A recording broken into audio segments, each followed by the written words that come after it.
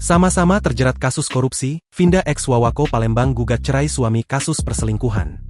Mantan Wakil Wali Kota Palembang, Fitrianti Agustinda yang sedang menghadapi kasus dugaan korupsi PMI Palembang bersama suaminya, Dedi Siprianto ternyata sudah mengajukan gugatan cerai.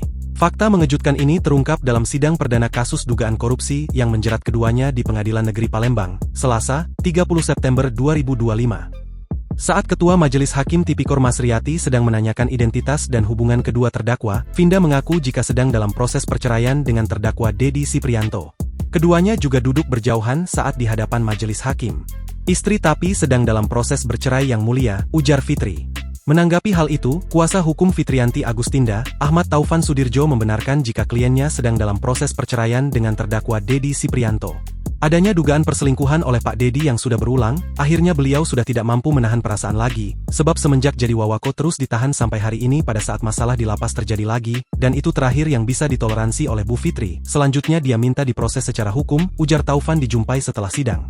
Taufan mengungkap bahkan Finda sudah membuat laporan polisi tentang perselingkuhan yang dilakukan suaminya. Tindakan itu diambil sebagai bentuk akumulasi kekecewaan Finda. Kami tegaskan jangan kaget kalau ternyata banyak hal baru timbul dalam persidangan. Perlu saya tegaskan juga, kami sudah datang ke kepolisian ada laporan Ibu Fitri kepada Pak Dedi, terus ada juga gugatan perceraian yang semua itu adalah akumulasi yang dipendam Ibu Fitri selama ini, katanya. Dalam dakwaan yang dibacakan Jaksa Penuntut Umum Kejari Palembang, Fitrianti Agustinda dan Dedi Siprianto terdakwa kasus dugaan korupsi pengelolaan biaya pengganti pengolahan darah di PMI Kota Palembang didakwa merugikan negara senilai 4,092 miliar. Hal tersebut terungkap dalam persidangan yang digelar di PN Palembang, Selasa, 30 September 2025. Keduanya dijerat pasal 2 ayat 1 JO 18 Undang-Undang RI Nomor 31 Tahun 1999 tentang tindak pidana korupsi. Kemudian subsidiar pasal 3 JO 18 Undang-Undang RI Nomor 31 Tahun 1999 tentang tindak pidana korupsi. JPU Kejari Palembang juga menguraikan dakwaan keduanya yang diduga melakukan penyimpangan dalam mengelola biaya pengganti pengolahan darah.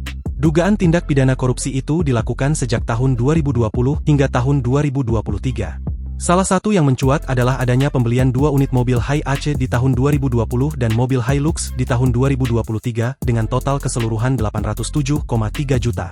Selain pembelian mobil, jaksa mengungkap jumlah kerugian negara merupakan akumulasi dari pembelian papan bunga kedua terdakwa, kebutuhan rumah tangga, biaya manajemen organisasi, humas publikasi, dan bantuan sosial pelestarian donor. Setelah mendengar dakwaan JPU, kedua terdakwa akan mengajukan eksepsi yang akan dibacakan pekan depan, setelah berdiskusi dengan penasihat hukumnya.